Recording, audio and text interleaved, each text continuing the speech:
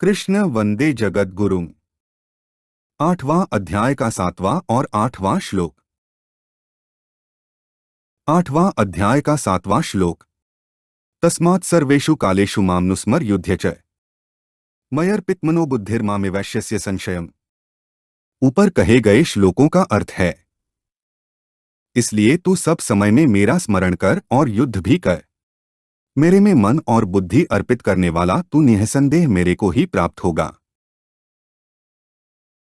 तस्मात् सर्वेषु कालेषु मामनुस्मर युध्य च का अर्थ है, यहाँ सर्वेषु कालेषु पदों का संबंध केवल स्मरण से ही है, युद्ध से नहीं, क्योंकि युद्ध सब समय में निरंतर हो ही नहीं सकता। कोई भी क्रिया निरंतर नहीं हो सकती, प्रत्युत समय समय पर ही हो सकती है। कारण कि प्रत्येक क्रिया का आरंभ और समाप्ति होती है, यह बात सबके अनुभव की है। परंतु भगवत प्राप्ति का उद्देश्य होने से भगवान का स्मरण सब समय में होता है, क्योंकि उद्देश्य की जागृति हरदम रहती है। सब समय में स्मरण करने के लिए कहने का तात्पर्य है कि प्रत्येक कार्य में समय का विभाग होता है। जैसे यह समय सोने का और यह समय जगने का है, यह समय नित्य कर्म का है, यह समय जीविका के लिए काम धंधा करने का है, यह समय भोजन का है, आदि आदि। परंतु भगवान के स्मरण में समय का विभाग नहीं होना चाहिए। भगवान को तो सब समय में ही याद रखना चाहिए। युद्ध च कहने का तात्पर्य है कि यहाँ अर्जुन के सामने युद्धरूप कर्तव्य कर्म है, जो उनको स्वतः प्राप्त हुआ है। ऐसे ही मनुष्य को कर्तव्य रूप से जो प्राप्त हो जाए उसको भगवान का स्मरण करते हुए करना चाहिए। परंतु उसमें भगवान का स्मरण मुख्य है और कर्तव्य कर्म गौण है। अनुस्मर का अर्थ है कि स्मरण के पीछे स्मरण होता रहे, अर्थात निरंतर स्मरण होता रहे। दूसरा अर्थ यह है कि भगवान किसी भी जीव को भूलते नहीं। भगवान ने 7वें अध्याय में वेदाहम कहकर वर्तमान में सभी जीवों को स्वतः जानने की बात कही है।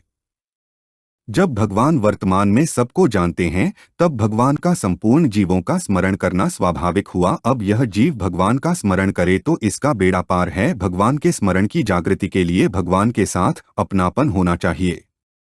यह अपनापन जितना ही दृढ़ होगा, उतनी ही भगवान की स्मृति बार बार आएगी।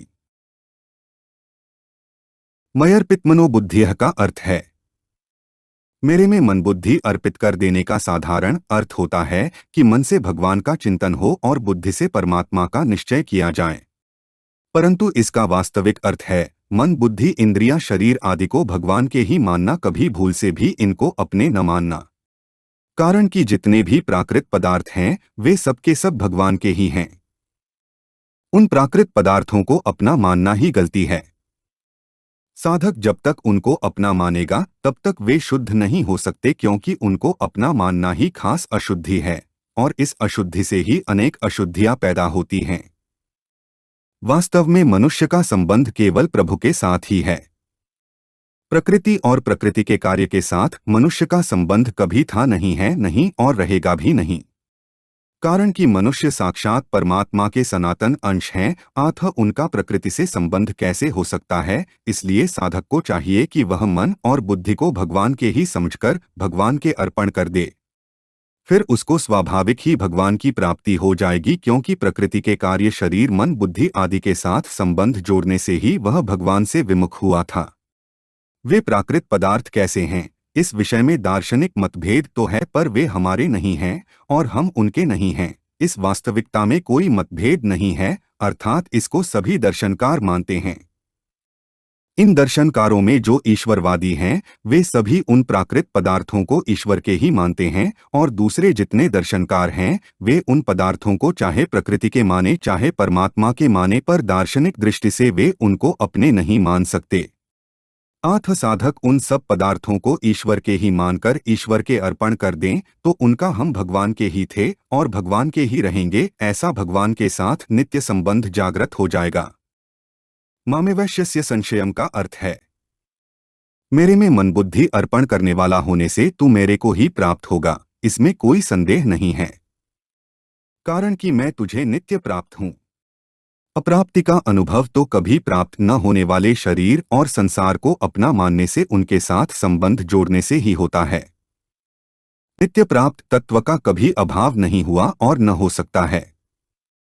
अगर तू मन बुद्धि और स्वयं को मेरे अर्पण कर देगा तो तेरा मेरे साथ जो नित्य संबंध है वह प्रकट हो जाएगा, इसमें कोई संदेह नहीं है। 8वां अध्याय का 8वां श्लोक। अभ्यासयोग युक्तेन चेतसा नान्यगामिना परम पुरुषण दिव्य याति पार्थानुचिंतयन। ऊपर कहे गए श्लोकों का अर्थ है, हे पृथानंदन, अभ्यास योग से युक्त और अन्य का चिंतन न करने वाले चित्त से परम दिव्य पुरुष का चिंतन करता हुआ शरीर छोड़ने वाला मनुष्य उसी को प्राप्त हो जाता है। अभ्यास योग युक्तेन का अर्थ है, इस पद में अभ्यास और योग ये दो शब्द आए हैं।